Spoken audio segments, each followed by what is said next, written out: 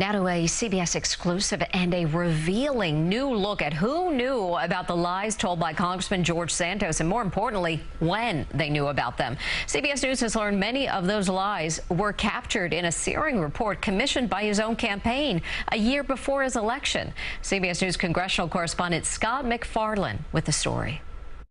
It was the blueprint for the political scandal that would engulf Congressman George Santos, a more than 100-page research report obtained exclusively by CBS News. It was commissioned not by his opponent, but by the Santos campaign in late 2021 to dig into his vulnerabilities. The report raised now familiar doubts about college degrees Santos says he earned, his marriage to a woman despite being openly gay, and his alleged ties to companies that have been accused of fraud and scamming customers. I will go to Washington to fight for the American dream.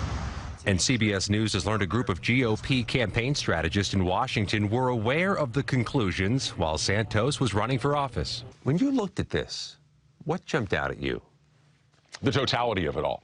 We shared the document with political consultant Doug High, a veteran of Republican campaigns. But the whole host of very questionable things over and over again, and not just in one direction, but in seemingly every facet of his life, that is staggering.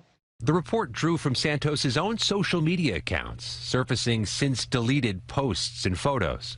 It questioned the true circumstances of his marriage to his ex-wife, observing that she may not have been a green card holder nor legal to work in the United States around the time of her marriage to Santos. It flagged comments Santos made, falsely claiming his grandparents were Holocaust refugees.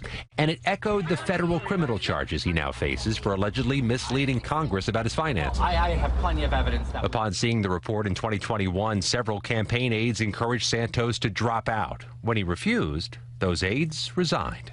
I think that's the proper course given just the bulk, the sheer bulk of how much there was here with Santos. They knew there was not just a problem, but a lot of problems. Local New York Republican leaders say they never saw the Santos report. George Santos's campaign last year was a campaign of deceit, lies, and fabrication.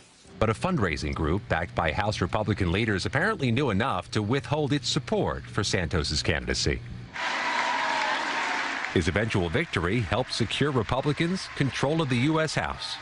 Your challenge is, when that candidate wins, they're every bit the member of Congress as Nancy Pelosi or Kevin McCarthy, and there's very little that can be done about that. Santos has pleaded not guilty to the federal criminal charges in his case, and his spokesperson wouldn't comment to CBS News about this internal report.